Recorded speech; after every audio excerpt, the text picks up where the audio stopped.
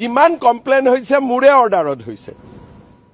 মই बीजेपीर মানুহবিলাকক কৈছো যে অলপ চলপ মিয়া বিলাকৰ असम के मुख्यमंत्री असमिया लोगों से अपील की अगर कोई मियाँ मुस्लिम किराया 500 रुपया मांगे तो उसे केवल 4 रुपया ही दे। मुख्यमंत्री ने भाजपा कार्यकर्ता से कहा कि मियाँ मुस्लिमों के खिलाफ शिकायत दर्ज करे और जो भी शिकायत दर्ज हुई है वो मेरे आदेश पर हुई है, ऐसा असम के मुख्यमंत्री बोल रहा है असमीज भाषा में। आपका क्या राय है, प्लीज कमेंट करिए।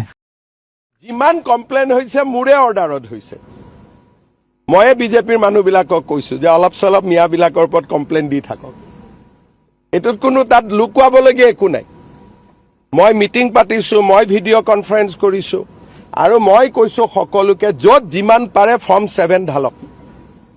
যাতে অলপ দৌৰাদৌৰি হৈ থাকে কষ্ট হৈ থাকে বুজি পায় যে অসমীয়া জাতি এতিয়াও জীয়াই আছে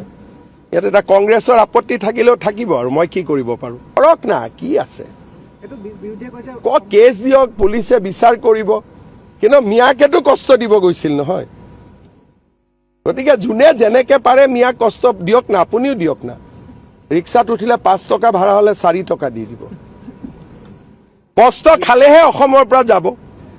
ৰাতিটো 9টাত গৈছিলে মইতো কওঁ মিয়া কষ্ট দিব ৰাতি 12টাতো যাওক কবাত যাব খুজিলে এইবিলাক কোনো ইস্যু টিস্যু নহয় হিমন্ত বিশ্ব শৰ্মা আৰু বিজেপিয়ে ডাইৰেক্ট মিয়াৰ এগেইনষ্টত আছে আৰু এইবিলাক আমাক ইস্যু বুলি কৈ কি লাভ হ'ব আমিতো কৈয়ে আছো আমিতো লুকুৱা নাই লুকাইছো নেকি আগতে এইবিলাক মানে ভয় কৰিছিলে অমুক এটা নোটিছ গৈ গ'ল অমুক হৈ গ'ল এতিয়া ময়ে সবকে এনকাৰেজ কৰো যে কষ্ট দি থাকক কষ্ট নিদিলে যোৱাকালি মই চাই আহিছো দুলিয়াজানো গৈ পালেগৈ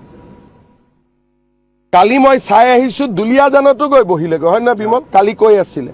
গতিকে আপোনালোকেও কষ্ট দিয়ক আৰু তেওঁলোকৰ সিম্পেথাইজ নিউজ কৰি নাথাকিব আপোনালোকৰ ঘৰতে লাভ জেহাদ হৈ যাব এতিয়া মুকে ভয় খুৱাব কৈছে ৰাতি 12টাত গৈছে অফিচত মইতো কৈছো 2টাতো যাব লাগে আৰু অফিচাৰ বিলাকে ৰাতি 2টা 3টালৈকে কাম কৰিব লাগে মিয়াৰ নাম কাটিবৰ কাৰণে